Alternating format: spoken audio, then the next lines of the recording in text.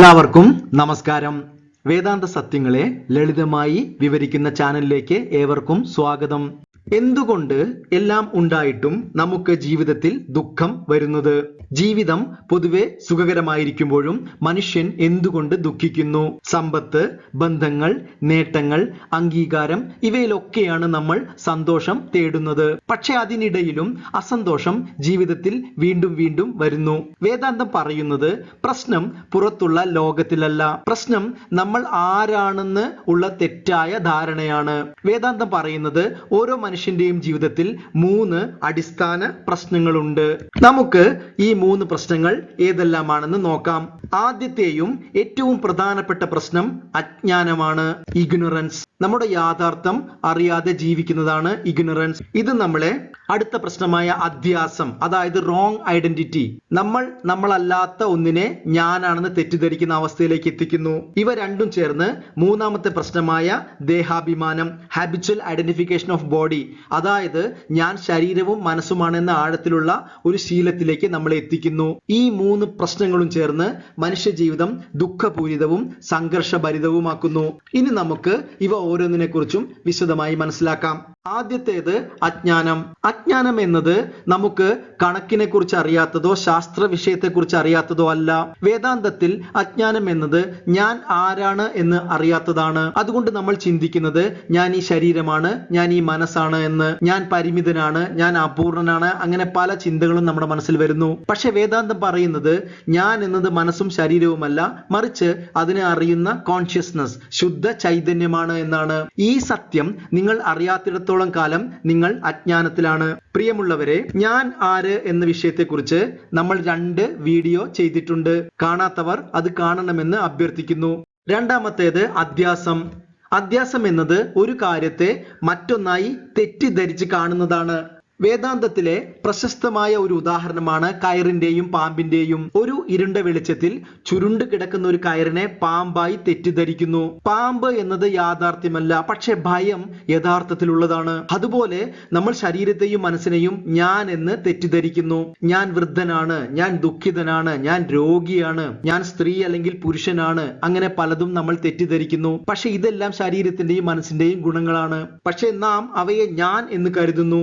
ഈ തെറ്റായ തിരിച്ചറിവാണ് അധ്യാസം. മൂന്നാമത്തെ പ്രശ്നമാണ് ദേഹാഭിമാനം, ഹാബിച്വൽ ഐഡന്റിഫിക്കേഷൻ വിത്ത് ബോഡി. പ്രിയമുള്ളവരെ, നിങ്ങൾ ഒന്ന് ചിന്തിക്കൂ. നിങ്ങൾ ഒരുപാട് വർഷങ്ങളായി ഞാൻ ശരീരമാണ്, ഞാൻ മനസ്സാണ് എന്ന ബോധത്തിൽ ജീവിച്ചു വരുന്നു. നിങ്ങൾ വേദാന്തം കേൾക്കുന്നു. ഒരു ഗുരു നിങ്ങളോട് പറയുന്നു നിങ്ങൾ ശരീരമല്ല, നിങ്ങൾ മനസ്സല്ല, മറിച്ച് അതിനെ അറിയുന്ന ശുദ്ധ ചൈതന്യമാണെന്ന്. ഗുരു അതിനെ യുക്തിപരമായി നിങ്ങൾക്ക് വിശദീകരിച്ചു തരികയും ചെയ്യുന്നു. നിങ്ങളത് മനസ്സിലാക്കുമെങ്കിലും നിങ്ങളുടെ മനസ്സ് ആ യാഥാർത്ഥ്യത്തെ എളുപ്പം ഉൾക്കൊള്ളില്ല. നിങ്ങളുടെ പഴയ ശീലങ്ങൾ പെട്ടെന്ന് നിങ്ങളെ വിട്ടു പോകില്ല.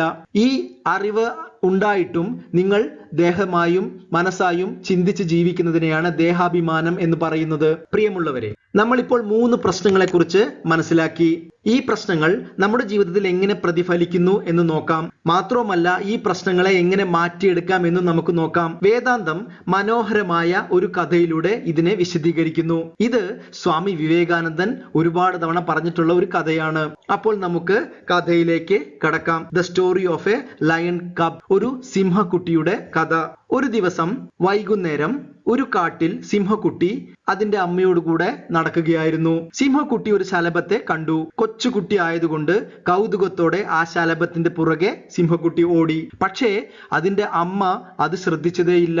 അത് മുന്നോട്ട് പോയി. കുറെ ദൂരം കഴിഞ്ഞ് സിംഹക്കുട്ടി തിരിഞ്ഞു നോക്കിയപ്പോൾ അമ്മയെ കാണാൻ കഴിഞ്ഞില്ല.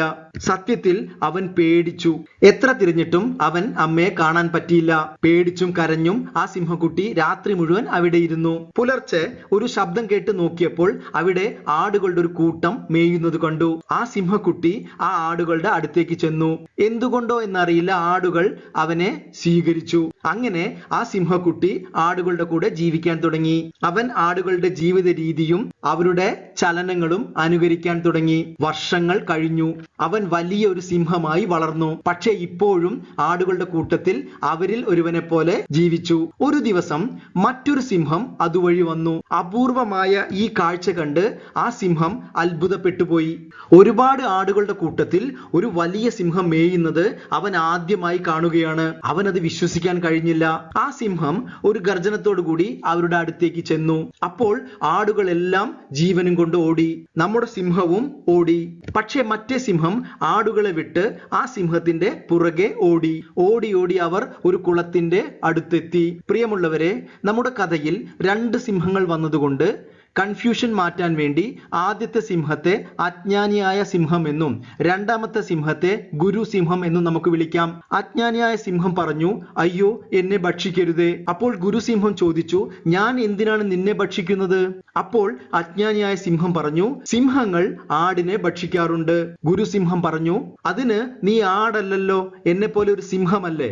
അവൻ ഗുരു സിംഹത്തിന്റെ മറുപടി കേട്ട് അതിശയിച്ചു. അല്ല, ഞാൻ ഒരു ആടാണ്. ഗുരു സിംഹത്തിന്റെ വാക്ക് വിശ്വസിക്കാതെ അവൻ പറഞ്ഞു. അപ്പോൾ ഗുരു സിംഹം അവനോട് വെള്ളത്തിന്റെ അടുത്ത് വന്ന് നോക്കാൻ പറഞ്ഞു.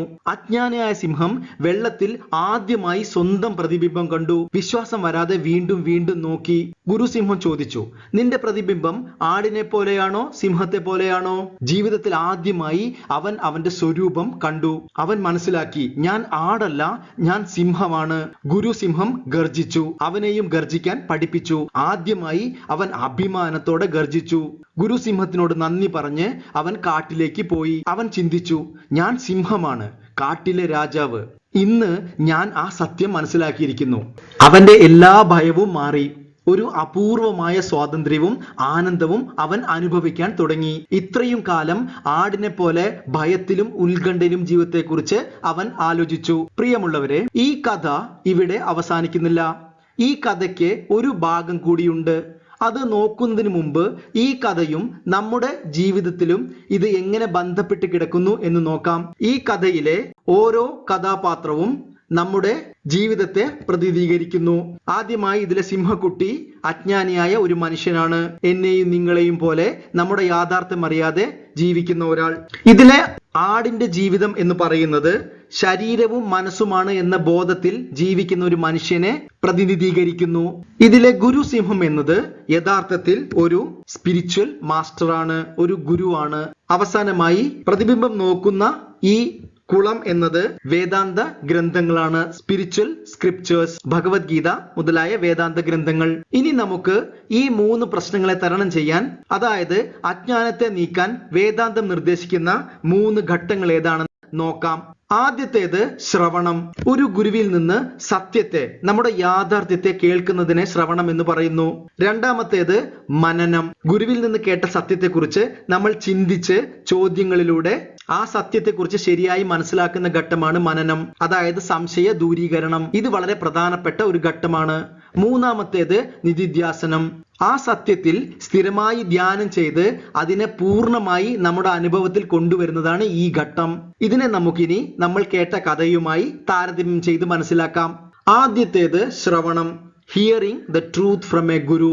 അജ്ഞാനം നീക്കാനുള്ള ആദ്യ പടിയാണ് ശ്രവണം. ഒരു ഗുരുവിന്റെ അടുത്ത് നിന്ന് സത്യം അല്ലെങ്കിൽ നമ്മളെക്കുറിച്ചുള്ള യാഥാർത്ഥ്യം കേൾക്കുക എന്നതാണ് ശ്രവണം എന്നതുകൊണ്ട് ഉദ്ദേശിക്കുന്നത്. ഈ കഥയിൽ ഗുരു സിംഹം അജ്ഞാനിയായ സിംഹത്തോട് പറഞ്ഞത്, നീ ഒരു സിംഹമാണ്, നീ ഒരു ആടല്ല എന്നുള്ളതാണ്. പ്രിയമുള്ളവരെ, ഒന്ന് ചിന്തിക്കൂ. ആ സിംഹം ഇത്രയും കാലം ജീവിച്ചത് ഞാൻ ഒരു ആടാണ് എന്ന ബോധത്തോടെയാണ്. എന്നാൽ ജീവിതത്തിൽ ആദ്യമായി സത്യം ഒരു ഗുരുവിന്റെ കയ്യിൽ നിന്ന് മനസ്സിലാക്കാൻ പറ്റി. അതേപോലെ വേദാന്തം പറയുന്നു, വേദാന്തത്തിലെ ഗുരു പറയുന്നു, നിങ്ങൾ സച്ചിദാനന്ദ സ്വരൂപമാണ്, നിങ്ങൾ ശരീരവും മനസ്സും അല്ല. ആ അജ്ഞാനിയായ സിംഹത്തെ പോലെ നമ്മളും ഞാൻ ശരീരമാണ്, ഞാൻ മനസ്സാണ് എന്ന ബോധത്തിൽ ജീവിച്ചു വന്നു. എന്നാൽ ഗുരു നമുക്ക് സത്യം പറഞ്ഞു വന്നിരിക്കുന്നു. ഇതാണ് ആദ്യത്തെ പടി. അടുത്തത് മനനം. ഈ കഥയിൽ ഗുരു സിംഹം അജ്ഞാനിയായ സിംഹത്തോട് നീ ആടല്ല മറിച്ച് ഒരു സിംഹമാണ് എന്ന് പറഞ്ഞപ്പോൾ ആദ്യം അവൻ വിശ്വസിച്ചില്ല. അപ്പോൾ ഗുരു എന്ത് ചെയ്തു? അവനെ കുളത്തിനടുത്തേക്ക് കൂട്ടിക്കൊണ്ടുപോയി അവന്റെ പ്രതിബിംബം കാണിച്ചു കൊടുത്തു. അപ്പോൾ ആ പ്രതിബിംബത്തെയും ആടിന്റെ രൂപത്തെയും കമ്പയർ ചെയ്ത് തുലനം ചെയ്ത് നോക്കി അവൻ സിംഹമാണെന്ന് ഉറപ്പിച്ചു. ഇതേപോലെ ഗുരു ആദ്യം നീ ശരീരമല്ല, നീ മനസ്സല്ല എന്ന് പറയുമ്പോൾ നമുക്ക് വിശ്വാസം വരില്ല. എന്നാൽ വേദാന്ത ഗ്രന്ഥങ്ങൾ, ഭഗവത്ഗീത മുതലായവ ആഴത്തിൽ മനസ്സിലാക്കുമ്പോൾ നമുക്ക് നമ്മുടെ യാഥാർത്ഥ്യം ശരിക്കും മനസ്സിലാകും. അതുകൊണ്ടാണ് വേദാന്ത ഗ്രന്ഥങ്ങളെ പ്രമാണം, ദ മീൻസ് ഓഫ് നോളജ്, അറിയാനുള്ള മാനദണ്ഡം എന്ന് വിളിക്കുന്നത്. ഉദാഹരണത്തിന്, നിറം അറിയണമെങ്കിൽ നിങ്ങൾക്ക് കണ്ണുകൾ ആവശ്യമാണ്, കണ്ണ് എന്ന പ്രമാണം വേണം. ശബ്ദം കേൾക്കണമെങ്കിൽ ചെവി എന്ന പ്രമാണം വേണം. അതുപോലെ സ്വരൂപം അറിയണമെങ്കിൽ വേദഗ്രന്ഥങ്ങൾ തന്നെ വേണം. വേറെ ഒന്നും നിങ്ങളെ സഹായിക്കില്ല. അപ്പോൾ നമ്മൾ ചോദ്യങ്ങളിലൂടെയും വേദാന്ത ഗ്രന്ഥങ്ങളുടെ പഠനങ്ങളിലൂടെയും ശ്രവണത്തിലൂടെ അറിഞ്ഞ സത്യത്തെക്കുറിച്ച് ചിന്തിക്കണം. അതാണ് രണ്ടാമത്തെ സ്റ്റെപ്പ്, മനനം.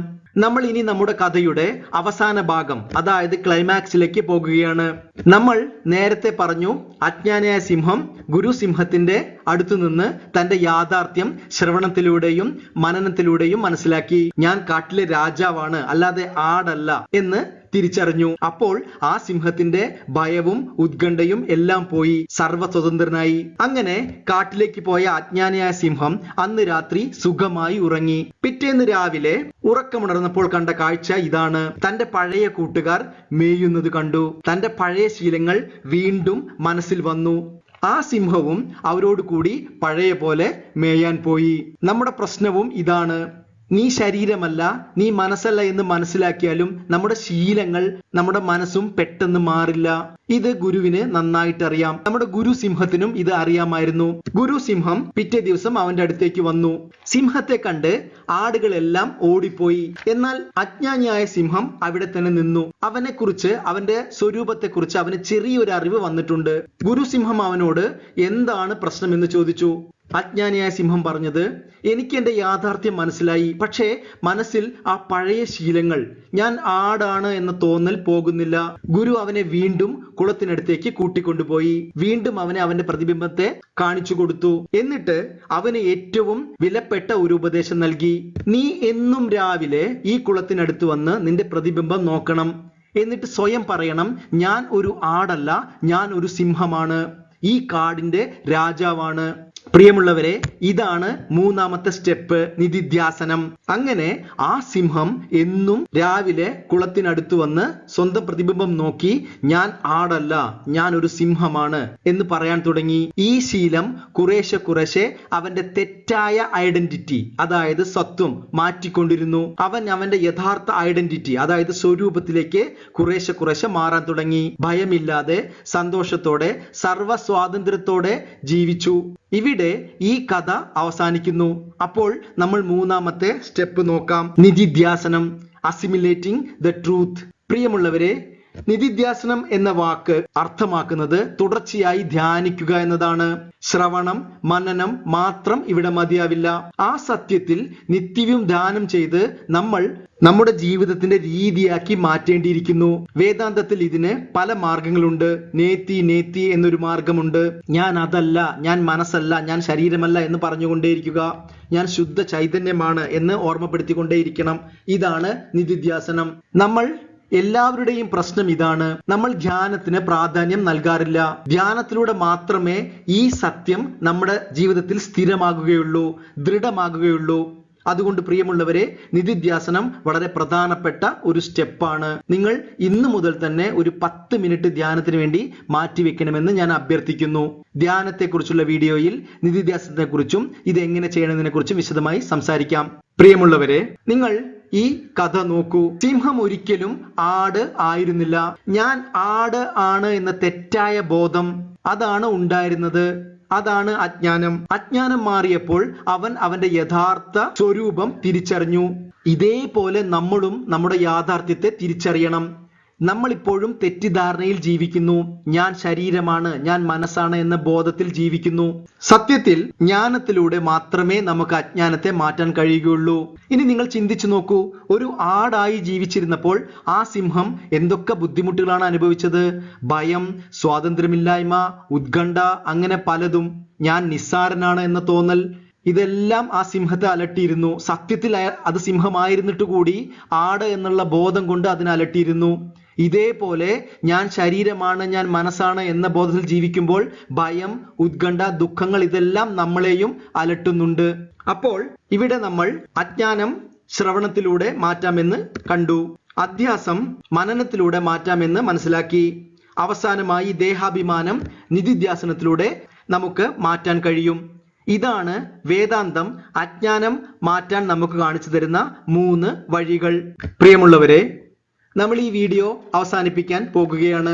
വേദാന്തം പറയുന്നത് നമ്മുടെ എല്ലാ ദുഃഖങ്ങൾക്കും കാരണം അജ്ഞാനം ആണെന്നാണ്. ഞാൻ ആരാണ് എന്ന അറിവില്ലായ്മ.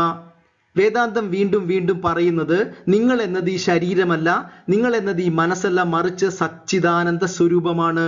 ഒരു നിമിഷം നിങ്ങൾ അത് ചിന്തിക്കൂ. അത് നിങ്ങളെ ഓർമ്മിപ്പിച്ചുകൊണ്ടേയിരിക്കണം. അതാണ് നിധിധ്യാസനം.